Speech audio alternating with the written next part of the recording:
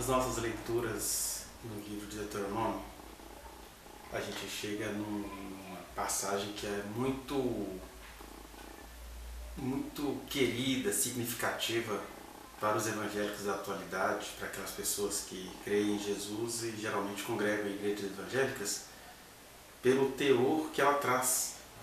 Vamos lê-la. Está em Deuteronômio 18, do versículo 9 ao 14. Diz assim: quando entrares na terra que o Senhor teu Deus te der, aí é aquela história do quando, né, que eu já falei num outro vídeo que está aí na playlist. Então, quando entrares na terra que o Senhor teu Deus te der, não aprenderás a fazer conforme as abominações daqueles povos. Deus está chamando o que a gente vai ler aqui de abominações daqueles povos específicos.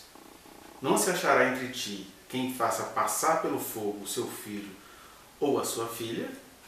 Nós tínhamos aí, até hoje a gente tem algumas religiões, rituais, né, de iniciação, as tais provas de fogo, onde é envolvido desde você jogar fogo na criança e ela sobreviver, o filho mais velho, ou queimá-lo ao altar e depois jogar a cabeça altar abaixo, como existiam algumas religiões antigas dos incas, dos astecas. Então faziam-se passar os filhos ou as filhas pelo fogo. Também não deveria haver adivinhador, que é aquela pessoa que adivinha o que há escondido aqui no canto dessa sala, por exemplo. Pessoas que querem ter o poder de vidência, né? Depois nós temos aqui, não deveria haver nem prognosticador, pessoas que ficavam fazendo previsões, né? Fazendo prognósticos. Nem agoureiro. Em Minas Gerais a gente fala assim, para de me gorar, vem de agouro, né? Os agoureiros são pessoas que se passam uma borboleta aqui nessa sala agora, eu vou ganhar dinheiro. Se eu estou sentindo coceira na mão, vou ficar rico. Se eu esqueço, sei lá, o chinelo emborcado atrás da porta, minha avó vai morrer. Tem esses agouros, entre outras coisas, que as pessoas elas vão buscando umas nas outras o que elas podem achar para deduzir alguma coisa do futuro. São os agouros, né? E que envolvem também o uso de mandingas. Então, nem agoureiros, nem feiticeiros, e aí você tem a palavra feitiço na língua portuguesa, vem do latim, de algo que significa se for feito, dá nisso. Então, os muitos feitiços, as muitas quimeras, as muitas misturas, né? O elixir da longa vida, a maçã da juventude, chás para conseguir namorados, aquelas formas todas que todos nós já ouvimos falar dela em algum momento da vida. Isso tudo é chamado genericamente de feitiço ou de feitiçaria, porque vai envolver misturas, vai envolver invocação de divindades para que alguma coisa dê certo ou errado na vida do outro, né? Aquelas velhas práticas de pegar terra de cemitério e jogar na casa de um inimigo seu para que aquela pessoa se dê mal. Então não haverá feiticeiros, nem encantador. E o encantador tem a ver com aqueles ritos, né? Você vai cantando determinada música, aí a pessoa vai entrando no estado de espírito, envolve determinados processos de hipnotismo, envolve uma série de coisas que as religiões em geral praticam. Os encantamentos. Nem necromante, que são pessoas que se comunicam com os mortos ou que se utilizam de objetos, pedaços, peças de cadáveres para fazer as suas adivinhações. Então, era muito comum determinadas religiões da Mesopotâmia onde eles adivinhavam através do fígado de peixe, né, do rim do peixe, determinados vísceras dos animais. E tem também essa comunicação com os mortos, né? A pessoa está morta e você tenta comunicar-se com elas. Né? Isso que genericamente é chamado de necromancia. Não deveria haver também nem mágico, que implica, na verdade, no engano. Uma coisa é a pessoa demonstrar para você que ela tem uma habilidade de fazer sumir objetos, aparecer objetos, e outra coisa é a pessoa se apresentar para você como se ela tivesse poderes e aí ganhar muito dinheiro com isso, né? Essa magia que te ilude, que faz você achar que tem uma verdade ali, mas na verdade é um truque. Também nós temos aqui que era proibido quem consulte os mortos. Então a diferença básica entre o necromante e a pessoa que consulte os mortos é que na necromancia havia a manipulação e o manuseio de vísceras de seres mortos, tanto humanos quanto animais. E na consulta aos mortos envolve até você rezar aos mortos, você fazer orações, ficar comunicando com os mortos, né? As famosas psicografias, onde se entende que uma pessoa morta possuiu alguém ali para se comunicar com quem está vivo, cheio de saudades. E aí o texto continua: pois todo aquele que faz tal coisa é abominação ao Senhor, e por essas abominações o Senhor teu Deus os lança de diante de ti. Perfeito serás para com o Senhor teu Deus, porque estas nações que hás de possuir ouvem os prognosticadores e os adivinhadores, porém a ti, o Senhor teu Deus, não permitiu tal coisa. A ti, o Senhor teu Deus, não permitiu tal coisa. Essa é a chave da pequena análise que eu vou fazer aqui. A gente precisa reconhecer que o ser humano, pela sua condição de finitude, ele o tempo inteiro vai buscar saídas, ele vai tentar se religar a alguma coisa. Daí a palavra religião, que é as nossas formas de nos religarmos a Deus ou aos mistérios ou ao futuro. A gente tem medo do futuro, a gente não sabe o que vai acontecer depois que a gente partir desta para melhor. E aí muitas foram as técnicas e as formas de as pessoas estabelecerem essas ligações, essas religiões. E o fato é que todas as religiões têm as suas formas de agir aqui dentro dessa questão. Eu falei que eu ia tomar o último versículo como chave, porque aqui está dizendo que o Senhor Deus não ia permitir isso aos israelitas. E como consequência, a todo aquele que fosse compreendendo a fé dos israelitas, e hoje todo aquele que conhece Jesus como seu único e suficiente Salvador. Por que a gente usa essa expressão como único e suficiente Salvador? Porque às vezes Jesus é o único Salvador da pessoa, mas ele não é visto como suficiente. Ela vai dar uns pulinhos ali nos necromantes, nos feiticeiros, nos adivinhadores, nos mágicos.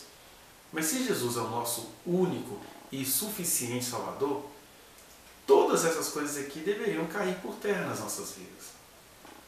Mas aqui nós temos uma questão do amor de Deus em relação a essas nações que iriam deixar de existir. Primeira coisa, embora Deus diga aqui que para ele essas coisas são abominações, não foi só por isso que essas nações foram destruídas e que Israel passou a habitar no lugar delas, as nações cananeias, né? Onde hoje se localiza o território de Israel e da Jordânia. Aquelas nações ali eram cananeias, elas nunca mais existiram. Mas eu não posso dizer que foi só por isso que elas foram destruídas. Eu poderia dizer no máximo que foi por isso também, porque essas práticas continuam acontecendo no planeta afora, né? Porque essa tragédia de não consultar ao Senhor e consultar outros pormenores, ela é típica do ser humano que perdeu o contato com o seu Criador. Por isso que Deus está dizendo, olha, eles vão ser destruídos, mas a vocês eu não permiti tal coisa, tais práticas, porque Deus permitiu práticas a esses povos. Eu estou dizendo isso porque nós estamos numa geração onde muitos povos recorrem a essas práticas aqui. Nós temos pessoas maravilhosas que são espíritas, que consultam mortos. Nós temos pessoas, conhecemos pessoas maravilhosas, éticas, que recebem entidades para transmitir palavras às outras pessoas. Pessoas de culturas mais nômades, ciganas, que fazem adivinhações. Pessoas que adivinham com vísceras de animais mortos. Pessoas que têm até um profundo conhecimento bíblico, mas elas conversam com São Pedro, com Tiago, com Maria, que aqui seria chamado de alguém que consulta os mortos, porque essas pessoas, do ponto de vista da vida existente, elas não estão mais entre nós. Então, quando você consulta estes irmãos em Cristo que faleceram, você está consultando pessoas que estão mortas. E aí, a gente compreender isso é um convite para que a gente não faça uma guerra religiosa por quem ainda mantém essas práticas. Porque você leu comigo aqui, você vai ver que em nenhum momento aqui Deus está dizendo que era para os israelitas chegarem naqueles povos e proibi-los de fazer isso. A gente está num momento sério no Brasil, né? Tem situações assim, o traficante, ele crê em Jesus, o Deus dos crentes. E aí ele pega lá a arma pesada que ele tem, chega no terreiro e manda a mulher, em nome de Jesus, quebrar tudo que ele está apontando a arma para ela. Ou seja, isso é mais terrível do que a magia que supostamente aquela mulher praticava.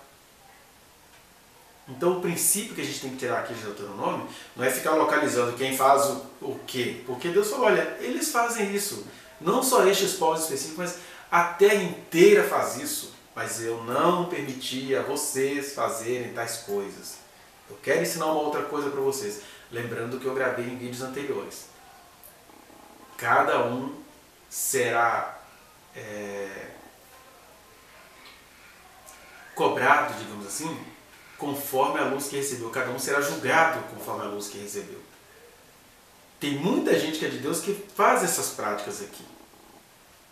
Agora, quando Deus chega para você e fala assim, eu não te permiti fazer isso, aí não adianta você ficar fazendo discussões teológicas. Ah, mas se o Senhor me permitiu, por que o Senhor permitiu eles? Não, olha aqui, não tem discussão. Deus falou com Israel, vocês não têm permissão para fazer essas coisas. Eles fazem, eu acho isso tudo abominável, mas não é porque Deus acha algo abominável que Ele não vai se relacionar com essas pessoas. Nós temos aqui um exemplo bem próximo de Deuteronômio. Deus conversa ali com um adivinhador, um profeta, um necromante, um bruxo, chamado Balaão. Ele conversa com ele. Por quê? Embora Deus abomine essas práticas, ele não deixou de se relacionar com os povos de outras nações e de outras percepções. E por que mesmo que Deus não faz isso? É o que nós precisamos pensar. Por que Deus não faz isso? Que Deus não abomina os outros povos conquanto Ele abomine as práticas. Primeiro é isso, então. Ele não nos ordenou sairmos por aí com xenofobia, com preconceito religioso, esmagando as percepções das pessoas. Ele não tem nenhuma ordem disso aqui, nem a Israel e nem a nós ele ordenou. Mas em segundo lugar, Deus ele não abomina as pessoas que ainda praticam essas coisas, porque o que aconteceu tanto com os israelitas quanto conosco? Se você for ler o Velho Testamento todo de Deuteronômio para frente, você vai ver como que os israelitas se tornaram necromantes, adivinhos, feiticeiros, prostitutos cultuais. Eles se tornaram uma entidade terrível. E ainda nós temos complicações de ordem histórico-letrística, porque Deus começa a mandar os profetas para dizer para eles, olha, eu vou destruir vocês porque os cananeus foram destruídos, mas eles foram destruídos nas suas ingenuidades, eles praticavam essas coisas e eu os destruí. E ainda tem uma outra coisa, a maioria deles está até salva, porque eles não tiveram a revelação que vocês tiveram. Agora, vocês, com toda a revelação que vocês receberam, estão praticando estas coisas, a destruição vai vir aí. E eles não entenderam nada, a destruição veio, Nabucodonosor chegou arrebentando tudo, depois vieram todos aqueles reis babilônicos, persas, medos, depois aqueles outros, aquela disputa toda lá entre os Seleucidas e Ptolomeus, até que chegou os dias de Cristo, e Deus em pessoa se revela para aquele povo, e eles falam assim, não gostamos disso não, mata esse homem. A propósito, estamos no sábado aí, que pelas comemorações cristãs, ontem Cristo foi crucificado, hoje Cristo está morto e aguardamos amanhã que será o domingo da ressurreição. E quem é que matou Jesus? Um povo que se orgulhava de não ser necromante, nem feiticeiro, nem botar o filho para passar no fogo, mas quando estiveram diante de Deus em pessoa, crucificaram-no. E foram ainda celebrar a Páscoa em nome de Deus. Que é essa coisa de Cristo que tem todos nós, né? para a qual a gente tem que atentar o tempo todo, igual Jesus falou, vigiai.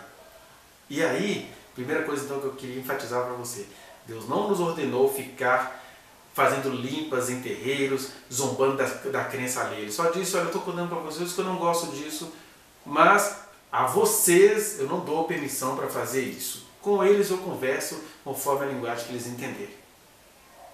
Né? Isso, o nome disso é misericórdia. A gente deveria olhar para as pessoas e entender isso. Olha, Deus tem misericórdia de todos. A misericórdia dele em mim significa que eu não tenho permissão para fazer essas coisas. A misericórdia dele nos outros é falar com os outros por meio dessas coisas que eles conseguem praticar. É misericórdia. É você misturar o seu coração com o coração de um miserável.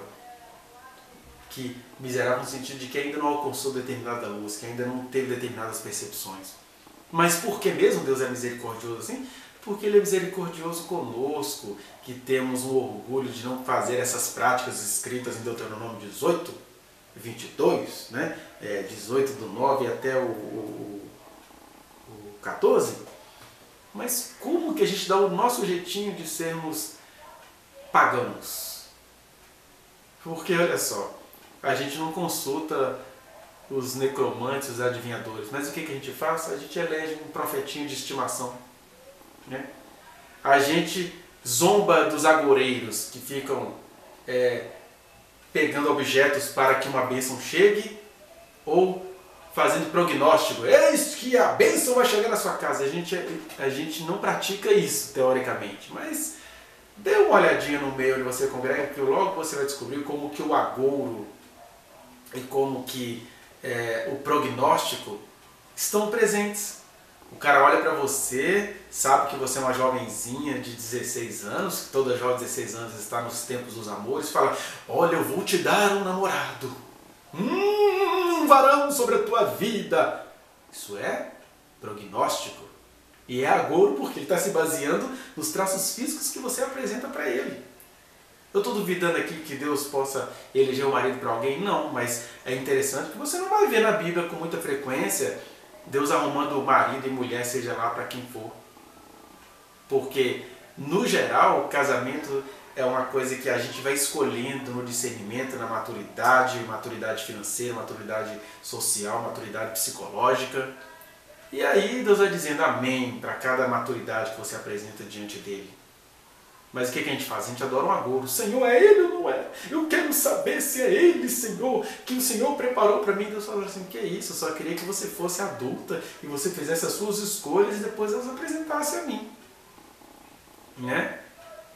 Agora, querer que eu faça um programa, é ele minha serva, não é ele. Aí a gente tem aí esses cultos para arrumar namorado, culto para ficar próspero.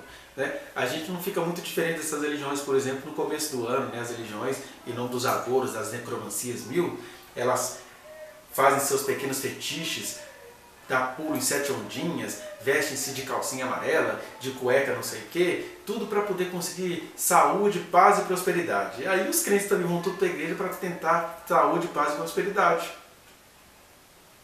Entende por que Deus então compreende as práticas, digamos, das outras nações ou das pessoas que creem diferente de nós? Porque Ele tem tolerado muito os nossos feitiços disfarçados.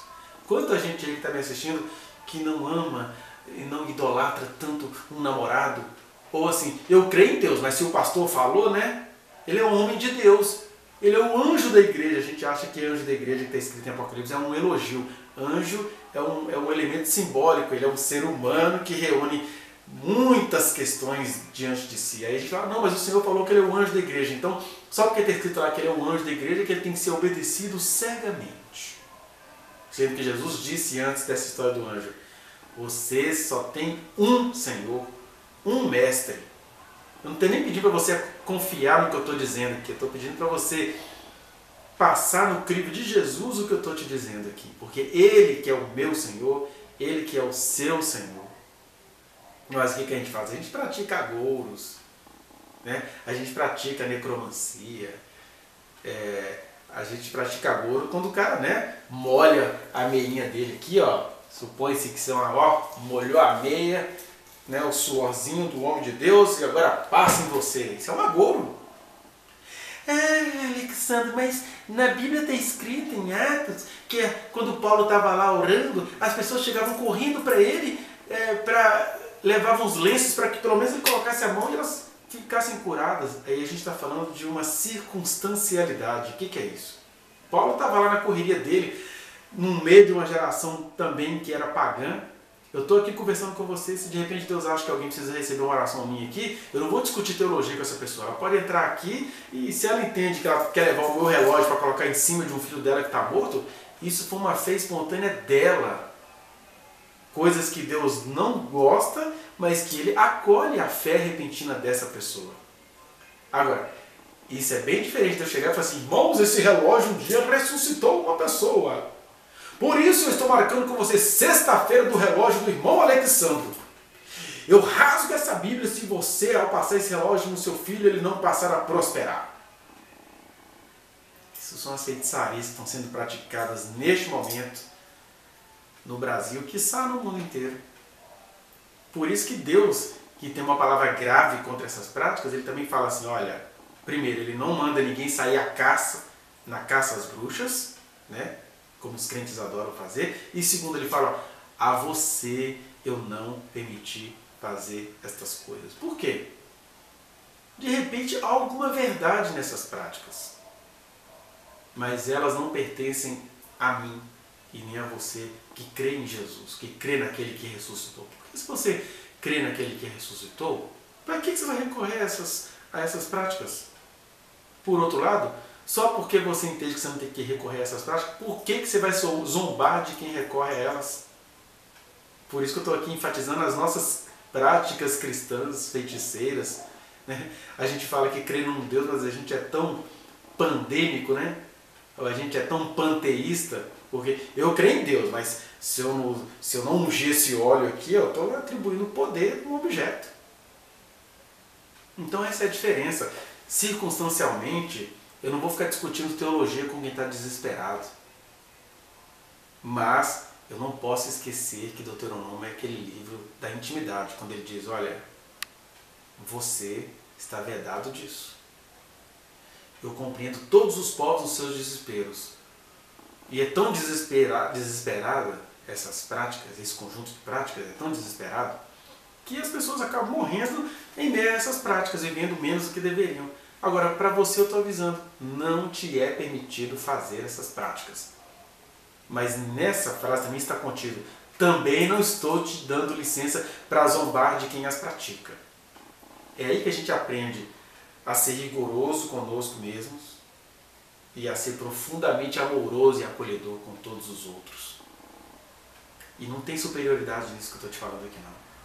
É você reconhecer que Deus que tem te acolhido nas suas muitas idolatrias íntimas, quer que você acolha muitos outros que ainda não receberam, ou que ainda não chegaram nos degraus da escala da salvação que você chegou.